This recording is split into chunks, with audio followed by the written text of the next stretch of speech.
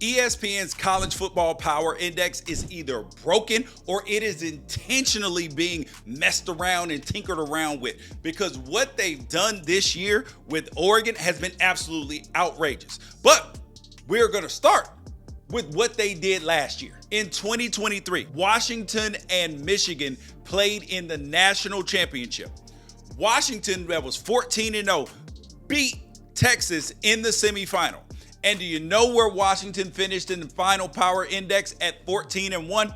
Number 11. They were behind 9-4 Kansas State. They were behind 10-3 LSU that didn't have a damn defense to speak of. And they were behind 12-2 Texas, which they beat in the semifinal. How does this make any sense at all? And then, you know I'm an Oregon fan, right? Everybody knows. However, check this out. Why in the hell was Oregon ranked number 4 and Washington ranked number 11? Washington beat Oregon 2 times last season. How does this make any sense?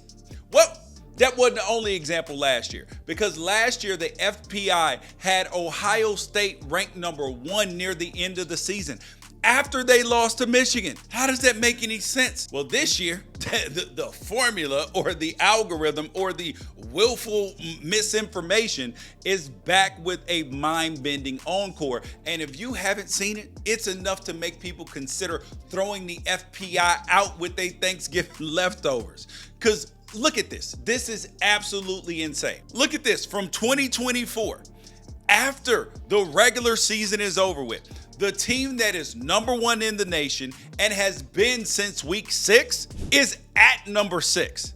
They got Alabama with 3 losses, including Oklahoma, who's not going to a bowl game, and Vanderbilt. But here's the most important thing. Look at the distance between Texas at number 1, who lost to Georgia, by the way, and Oregon at number 6. That is 5.8 points. And this formula is putting Texas as far ahead of Oregon as it puts Oregon ahead of Louisville. And why the hell is Ohio State in the top 3? They lost to Oregon already. We've seen that movie.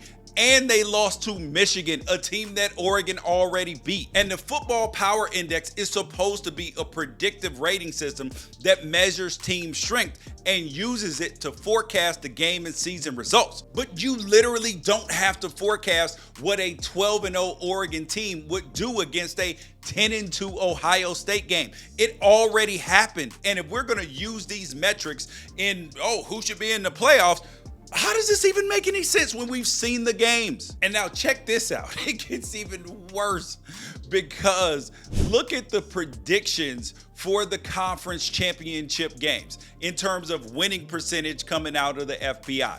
It has Penn State with a more likely chance of winning the Big Ten than Oregon, even though Oregon is favored in the game, and in all betting sites, Oregon is the betting favorite to win the national championship. So how in the hell does that make any sense? And you know what else it says? In the Texas and Georgia SEC championship game, in all of the simulations, only 39% of the simulations have Georgia actually beating Texas. We saw this.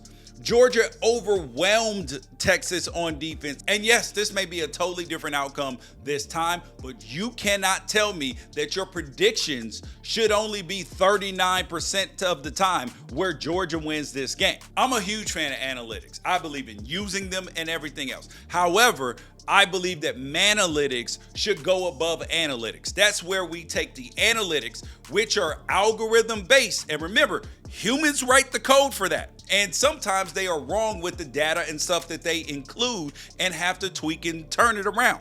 So you take the analytics and then you apply some damn common sense to it. And then analytics plus some damn common sense equals Manalytics. And that's what we need to be using to FPI, what are we doing? And I know that people will say, George, relax, calm down. The games will take care of themselves. At this rate, Oregon could literally win the national championship, or SMU or whoever else is lower that is going to make it into the college football playoff. Arizona State, hell, win the national championship and not be number 1 in the Football Power Index. How is that possible? that whatever your analytics are supposed to be doing, whoever wins the national championship in a 12-team playoff must finish number one in the power rankings. There's no other solution to it. If there is any other solution, it's broken. Leave it in the comments, man. You guys, make sure that you guys like, comment, subscribe, get notifications, and tell your friends about the Unafraid Show. And most importantly, share.